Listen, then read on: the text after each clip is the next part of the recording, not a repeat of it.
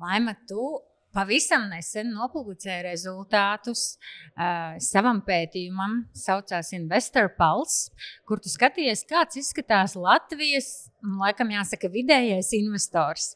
Man ļoti gribās zināt, ko šajā pētījumā tu ieraudzīji par sievietēm investorēm. Jā, mēs pavisam nesen publicējām Investor Pulse pētījuma rezultātus. Tas ir Latvijā tāds pirmais, manuprāt, tāds visaptvarošais Latvijas privāto investoru pētījums. Mums piedalījās vairāk nekā 1000 respondenti, par ko mums ārkārtīgi liels prieks. Un tas, es domāju, lielā mērā ļauj arī mums tā visaptveroši secināt par to, kāds tad ir Latvijas privātais investors. Jo līdz šim tādi pētījumi ir bijuši vai nu mazāki, vai arī, es teiktu, tādi limitētāki. Un līdz ar to tas, ko mēs redzam, ka tas arī ir tavs jautājums, kad Latvijā sievietes investē. Un pēc šī respondentu loka mēs redzam, tātad apmēram 60% ir vīrieši un sievietes 40%, kas, manuprāt, tad, īstenībā lauž to stereotipu, ka tā ir tāda vīriešu joma.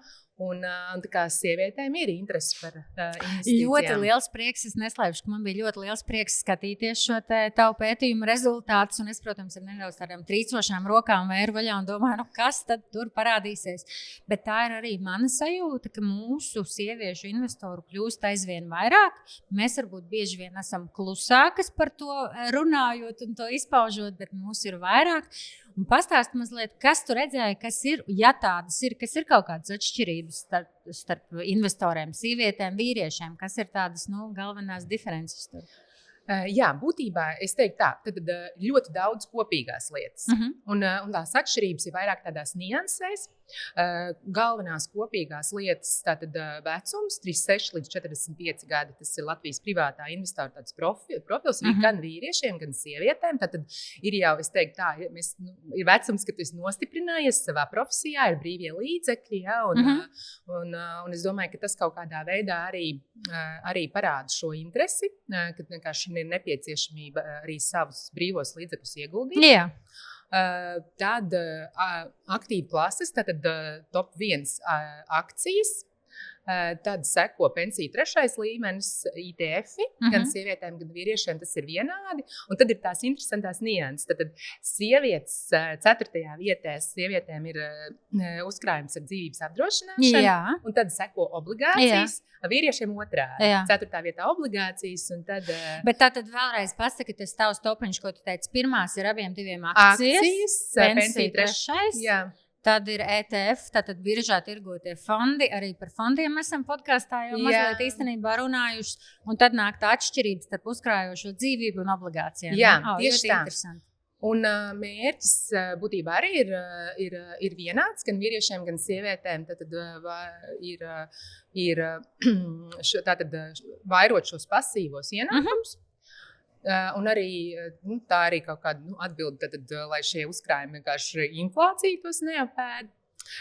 Tad vēl un tā galvenā atšķirība ir īstenībā, diemžēl, bet ieguldījuma apjomā, tātad šos investīciju portfeļu lielumā, jā, jo sievietēm investīciju portfeļi ir mazāki, to mēs redzam no pētījuma datiem, 44% līdz 5,000 eiro.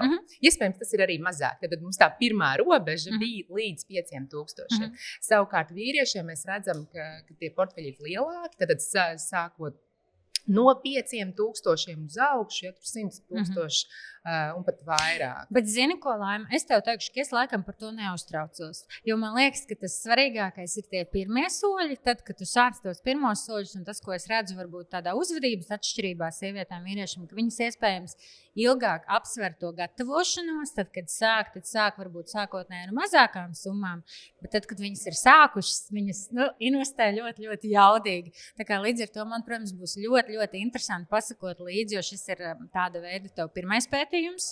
Būs ļoti interesanti pasakot līdzi viens, ja tu šādu pētījumu veiks arī varbūt, viņam tur Baltijas valstīm, kādas ir starpības, un, protams, arī tādā, laika izteiksmē, kā tad šie te rādītāji būtībā mainīsies, jo es tomēr liktu kārtu uz to, ka mēs šīs sievietes redzēsim. Jau mēs viņus redzam daudz investoru vidū, redzēsim pat vēl vairāk, es tā domāju. Jā, es domāju, ka Investor Pulse noteikti būs interesanti vērot šo dinamiku. Mums Mums ir arī plāns šo pētījumu turpināt. Jā. Ļoti gribētu arī to organizēt tādā Baltijas mērogā, jo es domāju, ka tur būtu ļoti interesanti secinājumi, jo mēs kā investori esam ļoti dažādi. To es novēroju arī, kas palīdz uzņēmumiem ar komunikācijas kampaņām.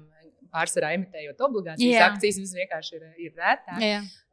Un tur tās atšķirības mēs arī varam novērot. Un zini, kas vēl ir viena ļoti interesanta lieta no tiem pētījumu datiem, tad man liekas, ka teorijā vairāk tiek uztverts, ka sievietes ir tādas ar mazāk risku mīlošas. Pētījums mums parādīja, ka gan Latvijā, gan sievietes, gan vīrieši patiesībā ir tāds vidēji tāds zems, vidēja tas riska. Tāda tolerance. Jā, un mēs nevarējām novērot, ka sievietēm var būt mazāk tas risks. Okay. Tas man liekas tā interesanti. Un vēlamā gada atdeve ir 6 līdz 10%, kas arī, manuprāt, ir ļoti labi, ļoti pieklājīgi. Jā, super. Liels tev paldies, ka tu šodien padalījies ar savu pētījumu rezultātiem. Ļoti gaidīsim īstenībā arī nākamgad to pētījumu. Ja tev būs tie salīdzinošie dati par Baltiju, tad es domāju, ka tev noteikti būs jānāk arī uz vienu garo pilno epizodi. Paldies tev liels. Paldies par aicinājumu.